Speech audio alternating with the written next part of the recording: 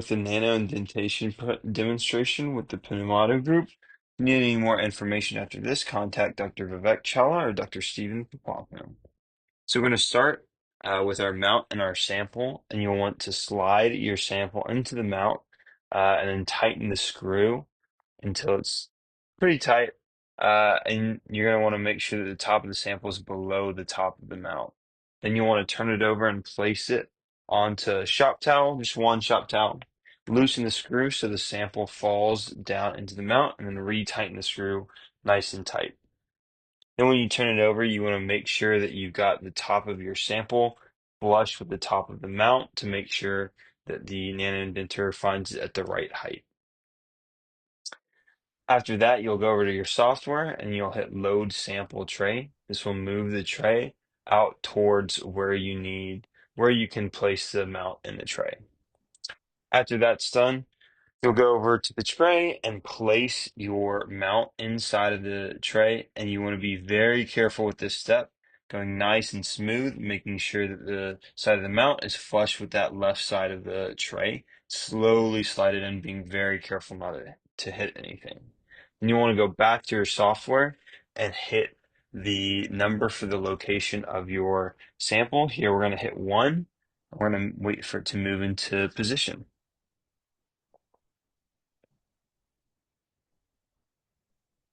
As it's slowly lowering, you'll just want to note, just want to make sure everything ends up in this right spot. So once you've come here to where you can kind of see your sample, you'll want your extension to be at about 9.5 millimeters. If that's different, you'll want to contact someone else. From there, you can adjust the focus by pressing up or down on the arrows that are at the bottom of the software. You can click on the screen and move around, left click on the screen to move around to the location you want. You can also move by using the right click. And the right click, you go to move relative, and you'll place the distance that you'll want to move, and then you can use that to move around as well. You don't want to move absolute. Uh, that'll cause issues for you. Just stick with moving relative. So as you click around trying to find the location you're looking for, you can also play with the focus to see what you're looking at. One thing you can do is you can look into where the sample is on the tray and look at the location of the light from the microscope, and that'll show you where you're looking at. And that'll help you find the location that you're looking for. So this is me slowly moving around, looking for a good spot to calibrate the system.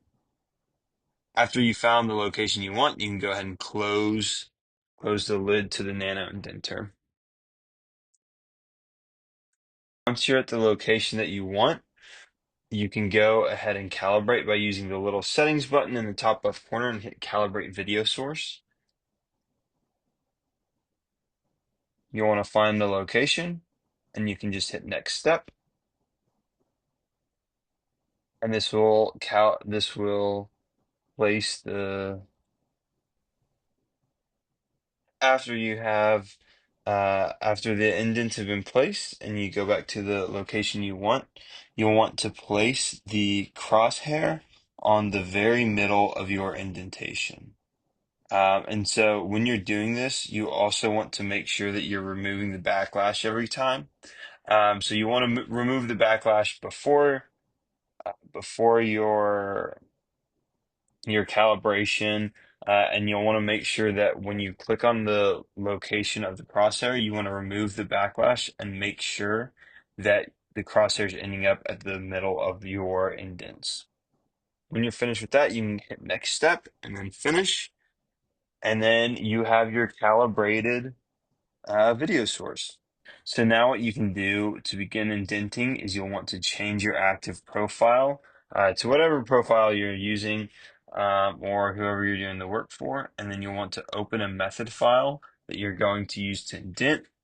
Here, I'm just going to go into one of the methods we have, and I'll choose one of the NanoBlitz options. So we'll do the NanoBlitz indentation demonstration first. So you'll also want to change your project name. This determines the folder that all of your sample files will be saved into. So here we'll just name an example.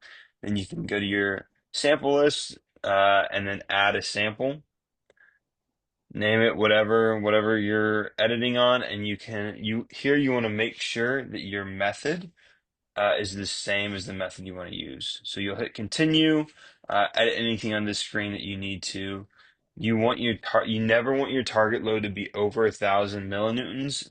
You generally want to stay below that because that is the max load that the nanoindentation can take.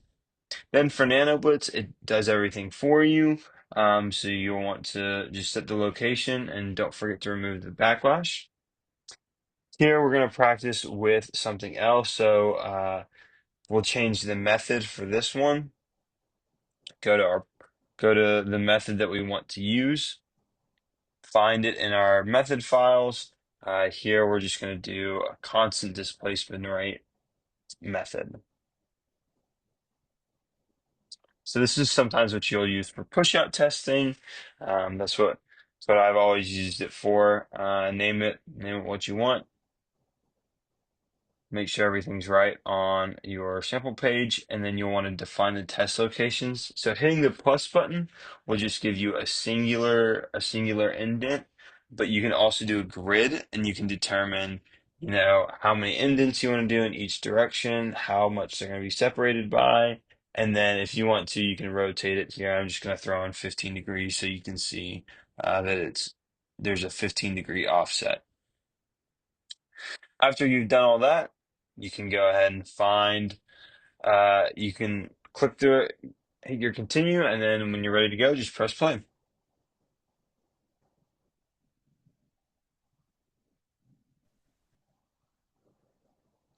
So here we are back at our location. And so after all those tests have been run, you want to view them in the in view data. So you'll open up the software for that, slowly load in. After you've loaded into that software, you'll go up to the sample file and you can find the sample that you're wanting to view. So here I'm just opening up some random sample. I think I'm going to go with some of Jose's work that he's had.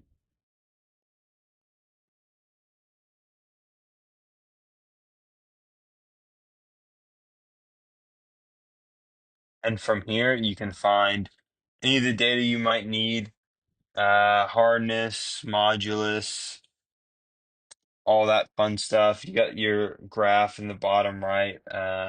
You can open up different graphs, different results that you found.